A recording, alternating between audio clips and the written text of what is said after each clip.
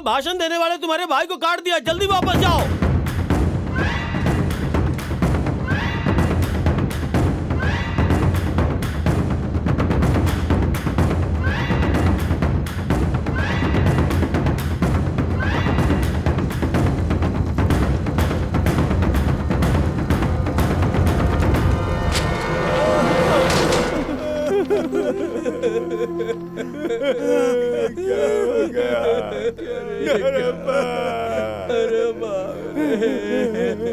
भैया भैया भैया भैया ये सब किसने किया? मेरे ऊपर वार किया उन्होंने। हमने कभी सोचा नहीं था कि वो लोग हमारे लोगों के साथ बैठे होंगे और उन्हीं लोगों ने हमें मारा। भैया चलिए जल्दी अस्पताल चलते हैं। उन लोगों ने रहम न किया और बच्चों को भी मार डाला। जो बचे हैं उन्हें अस्पताल जरूर पहुंचा देना भाई, जरूर पहुंचा देना।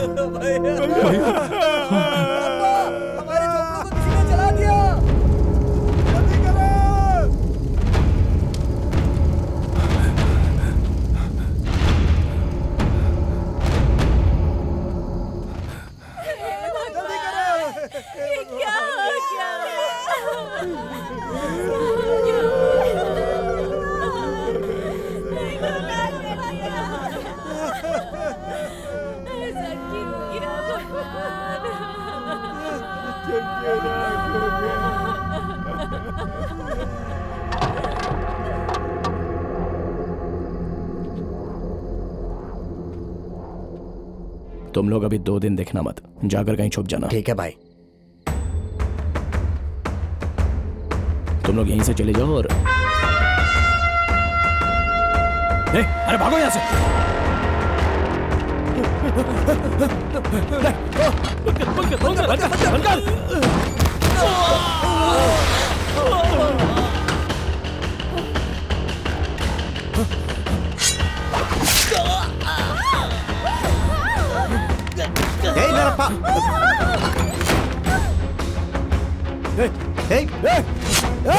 नरप्पा,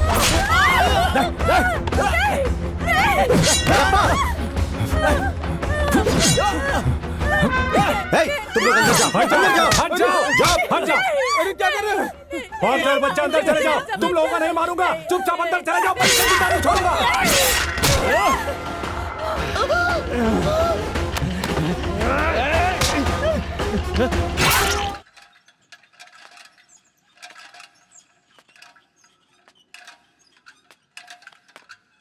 जिसने मेरे परिवार को जलाया है, मैं उन सब से बदला लेने आया हूं। कोई बीच में आया तो मार डालूंगा।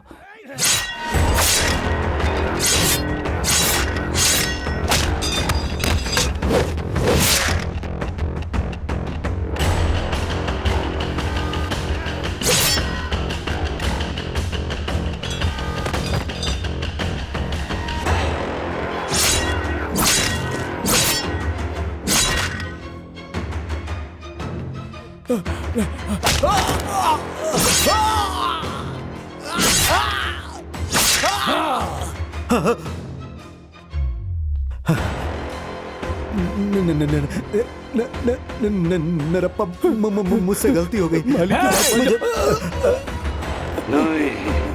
नहीं। नरप्पा, मुझे माफ कर दो। नरप्पा, मुझे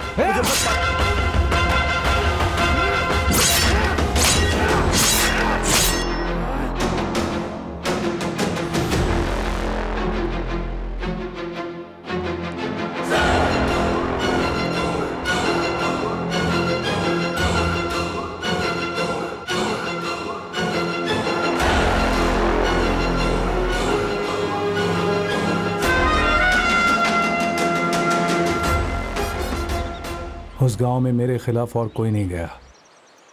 मैं पुलिस के हाथ नहीं लगना चाहता था। मैं गांव गांव भटकता रहा। हर एक को जिंदगी दूसरा मौका देती है, ऐसा कहते हैं। ऐसे में मुझे मिला तुम्हारा मामा। ये लो पानी पियो। तुम्हारा गांव कौन सा है? तुम्हारा नाम क्या है? कोई काम हो तो दीजिए भाई। मुफ्त का खाना मुझे पचता नहीं है। बहन, ओ बहन, क्या भैया, सुबह सुबह हाट गए थे और अब आ रहे हो? कब से इंतजार कर रही हूँ। और आप? देखो, ये नरप्पा है, हमारे साथ ही रहेंगे। इन्हें ले जाकर घर दिखा दो। मैं तो सिर्फ शराब बनाना जानता था, लेकिन तुम्हारे मामा ने मुझे खेती करना सिखाया। हमें अन्न देने वाली इस जमीन को पांडु स्वामी जबरदस्ती हड़पना चाहता है। अब क्या बताऊं वासु, वो तो सारे गांव की जमीन खरीदना चाहता है। कोई भी कीमत देने को तैयार है वो।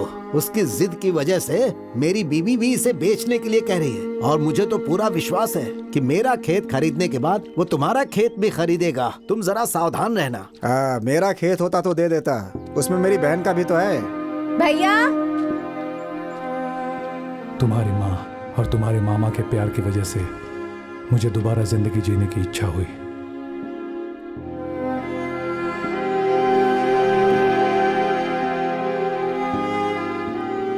अरे ये क्या है? कुंवारी लड़की घर में है और एक अनजान आदमी को घर में रखा हुआ है। गांव वाले क्या कहेंगे? अपनी बहन की शादी नहीं करवाना चाहते? दादी तुम चुप नहीं रह सकती क्या? क्यों चुप रहूं मैं बस इतना चाहती हूँ तेरी जल्दी से शादी हो जाए। और कितने दिन तेरा भाई तुझे संभालेगा? माँ जी कोई गलत बात नहीं कह रही है। मेरी वजह से आप लोगों को तकलीफ हो रही है। मैं चला जाता हूँ। अगर तुम चले जाओगे तो लोग कहना बंद कर देंगे क्या? तो अब क्या करूँ मैं? तुम ही उससे शादी कर लो। ये बात मैं आपसे छुपाना नहीं चाहता और आपको धोखा देना नहीं चाहता। पुलिस कभी भी मुझे पकड़ने आ सकती है। मेरी सहायता करने के लिए आपकी बहन की जिंदगी बर्बाद नहीं करना चाहता।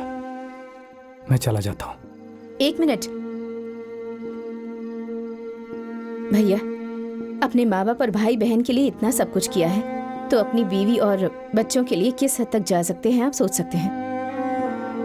आप कौन हैं, कहाँ से आए हैं, ये मुझे नहीं जानना है। बस मैं ये चाहती हूँ कि मेरे बच्चों के बाप आप बने। मैं नहीं जानती कि आप मुझे पसंद करते हैं या नहीं, पर मैं आपके यहाँ का इंतजार करूंगी। सुरेंद्र। Yes my lord. ये क्या है? इसने तो बहुत सारी हत्याएं की हैं। वो एक घटना घटी थी सर। इन दोनों परिवारों के बीच झगड़ा था। परिवार को निशाना बनाकर इनके ऊपर हमला किया गया था। इन्होंने जो कुछ भी किया वो अपने बचाव में किया सर। ये लोग बहुत गरीब हैं, अगर आप रहम करें तो। जो हुआ वो गांव का झगड़ा था और मैंने किसी को जानबूझ कर नहीं मारा था, ऐसा कहकर कोर्ट ने मुझे कम सजा सुनाई। जेल से छूटने के बाद तुम्हारी माँ के साथ मैंने शादी की। बचपन में जब मुझे डर लगता था तो मैं और माँ आकर यहाँ बैठते थे। सच में माँ की जगह कोई नहीं ले सकता, पर अब आपके आने से मेरा डर बिल्कुल चला गया। तुम तीनों के पैदा होने के बाद मेरी जिंदगी में बाहर आ गई और मैं आज के हिसाब से जिंदगी बिताने लगा। तुम्हारे भाई को मारने वाले को, उसके पूरे परिवार को खत्म करना चाहता था, लेकिन फिर से मैं अपने परिवार को खोना नहीं चाहता था, इसलिए मैं चुप रहा। चिनप्पा अब तक अपने पिताजी को शराबी समझता था, लेकिन सच में उसके पिताजी क्या हैं, यह अब उसकी समझ में आया।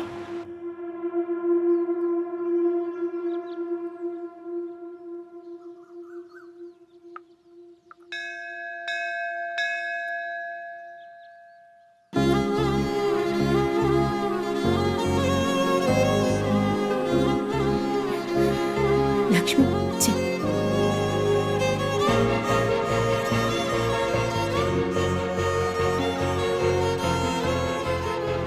बेटा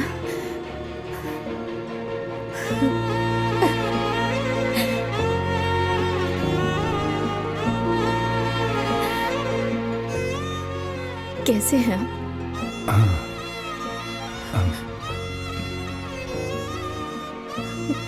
बेटा तू कैसा है? बहुत अच्छा हूँ माँ।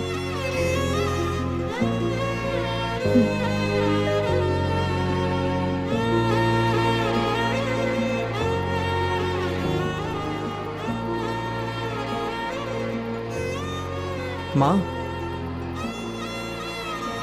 माँ, पिताजी साधारण आदमी नहीं है। ये बात तो मैं कई सालों से जानती हूँ।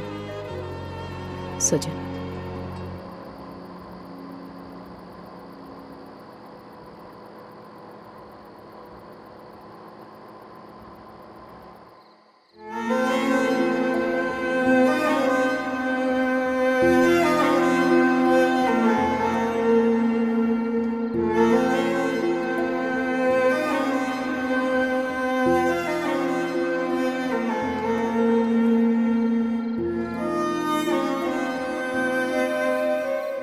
सुंदरम्मा, मैं लॉयर से बात करके चिन्नप्पा को केस से बाहर लाने के लिए सुबह कोर्ट जा रहा हूँ। तुम लोग यहीं रुको। हम लोग यहीं रुकेंगे, आप जाइए। बाबा, हम अपने घर कब जाएंगे? हम बहुत जल्दी अपने घर जाएंगे बेटा। ठीक है। पिताजी की बात मानना और अच्छे से रहना। ठीक है। ठीक है ना? ये लो, चेहरा नहीं दिखना चाहिए। चलता हूँ माँ। संभल कर। मैं चलता हूँ हाँ, ठीक है। सुंदरम्मा। सुनो बेटा, माँ को तकलीफ मत देना। ठीक है।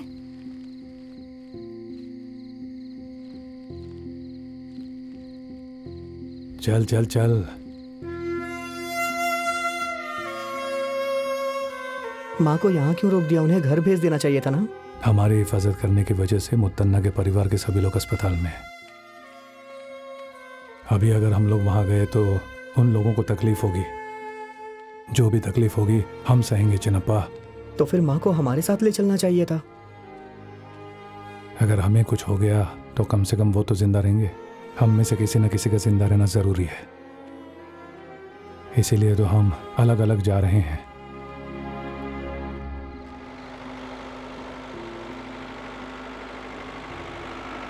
अरे भाई, जिस काम की शुरुआत होती है उसे किसी भी तरह से पूरा करना चाहिए, और काम पूरा करने के लिए लड़ना होता है, और ऐसी सोच तुम में है ही नहीं। कैसे चलेगा? इस बार तहसीलदार ने भी हमें परमिशन दिया है, लेकिन हाँ। ये लोग ऐसी गंदी ठीक है, हरकत कर जाओ, बैठे जाओ। कि अरे नरप्पा, तुम अचानक यहाँ कैसे? लड़का कौन है? तुम्हारा बेटा है क्या? हाँ मालिक। इसे काम पर लगाने लाए हो?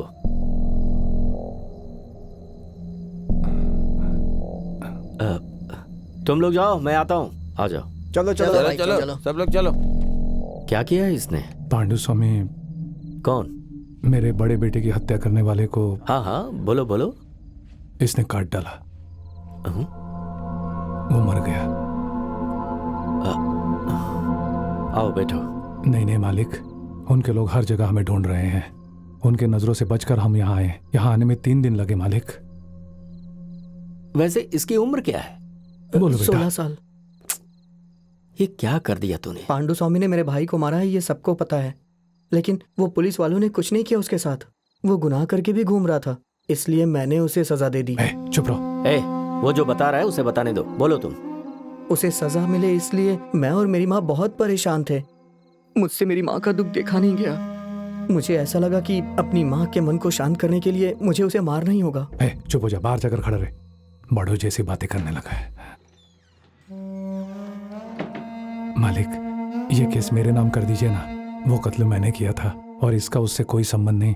ऐसा करने का कोई रास्ता है क्या? पागलों जैसी बातें कर रहे हो। इसके साथ तुम रहोगे तो सब ठीक हो जाएगा। अगर तुम ही जेल चले जाओगे तो फिर इसका क्या होगा? जिसको मार डाला गया उसके लिए चुप रहेंगे क्या? देखो, अगर तुम सच में अपने बेटे को बचाना चाहते हो तो उसे कोर्ट में सरेंडर कराना होगा। यही सही रहेगा। मालिक, जेल जाने की उसकी उम्र है क्या? अरे इसकी उम्र अभी 16 साल है। इसे तो माइनर जेल में ही डाला जाएगा ना। वहाँ का सुपरिंटेंडेंट मेरी पहचान का है, मैं उससे कह दूंगा, वो उसका ख्याल रखेगा। आप किस सोच में पड़े हो? आपने कह दिया तो सोचने की भी जरूरत नहीं है। आप बात कर लीजिए। खाना खाकर जाइए। अरे सुनो बड़े मियाँ, घर जाकर कल सुबह अपने पिताजी के साथ कोर्ट में आ जाना। समझ गए ना? ठीक है। अरे तुम लोग अभी तक यहीं पर खड़े हो। डरो मत, लड़ना चाहिए। खड़े रहने से कुछ हासिल नहीं होगा। इधर उधर शिकायत करने से क्या फायदा होगा? जंगल के चप्पे चप्पे की जानकारी तुम्हें है, फिर भी तुम लोग उस बेवड़े को नहीं ढूंढ पाए। दुखी कर दिया तुमने। वो जंगल के सारे रास्तों को जानता है भाई। उसे पकड़ना आसान नहीं है। इसलिए तो नहीं छोड़ दिया कि वो तुम्हारा ही आदमी है। दुराई मालिक, ऐसा मत कहिए।